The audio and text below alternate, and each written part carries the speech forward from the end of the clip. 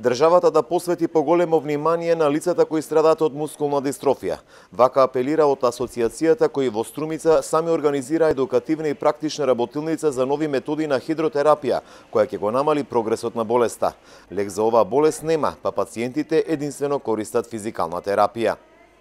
Барањето до надлежните институции, дали Министерство за здравство или Фонд за здравствено осигурување, е да можеме тие физикални вежби, пошто мускулната дистрофија е ретко заболување.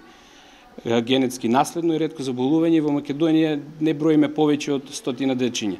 За да можат тие физикални вежби да бидат во домашни услови, како една домашна посета, физиотерапевтот да дојде дома, да не го малтретираме нашето дете.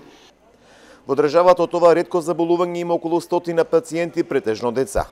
До сега за нашите деца, бидејќи болуваат од ретка болест, немаме никаква поддршка од државата.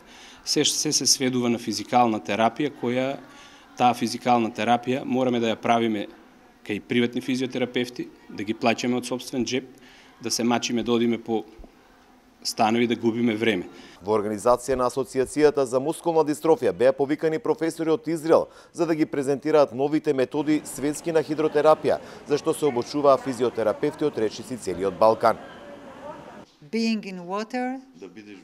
Да бидеш во вода и пливаш, го контролираш телото и го променуваш светот. Работиме на контрола на дишењето, функцијата на мускулите, координацијата и балансот на телото.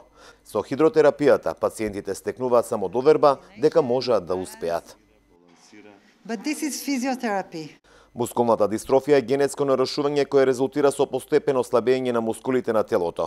Оваа болест ја има во повеќе форми. Влезена е во регистерот на ретки болести во земјава, а членовите на Националната асоциација своите барања ќе ги достават до надлежните.